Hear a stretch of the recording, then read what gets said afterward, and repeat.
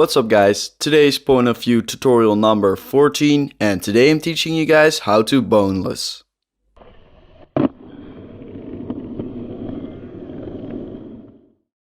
The boneless is a flatground trick that makes you use your hand to grab your board. That's why I think of this trick as a little special. You can't do this trick in a game of skate because if we take a look at the rules of the berrics, we see no feet on the ground, that means no bonelesses. This doesn't mean this trick is hated, because no-complies aren't allowed either, and those are definitely the trendiest skateboarding trick of 2016, so don't worry.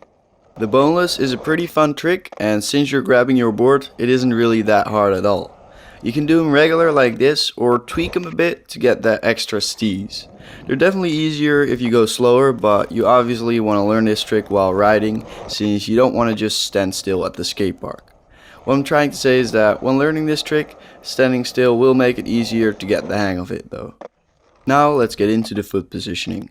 So, for the boneless, in theory you would be able to place your feet all over the place and you would still be able to do a boneless. Of course there's an easiest way with the most comfort, and that's what I'm showing you right here. Place your front foot on your front bolts, a little bit more backwards so your heel is hanging off of your board already.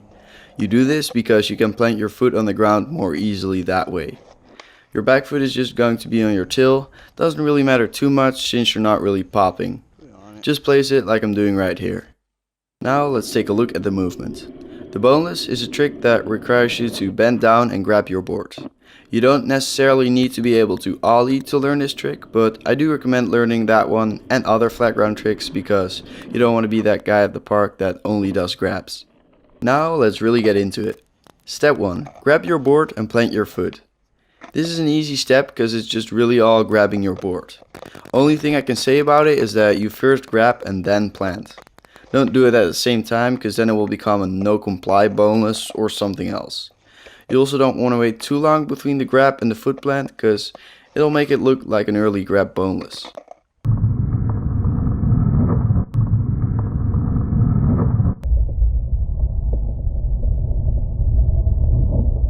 Step 2. Jump up. Your foot has made contact with the ground and all you now want to do is force yourself the hell up. This is just jumping with one foot while holding your board like this. Keep your back foot on the till throughout the whole movement. What's nice about this is that it feels a little like a scoop and you hear that real nice scraping / scooping sound.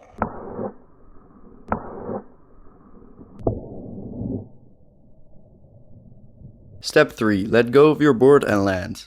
What I mean by letting go is that you stop grabbing your board with your hand. While doing that, you tuck your front leg in and on the board again. There are two ways of doing this. Tucking back in while you grab the board or after you grab the board. I found the first way easier and better looking, but what's most important is to keep your back foot on it all the way so you stay in control over your board.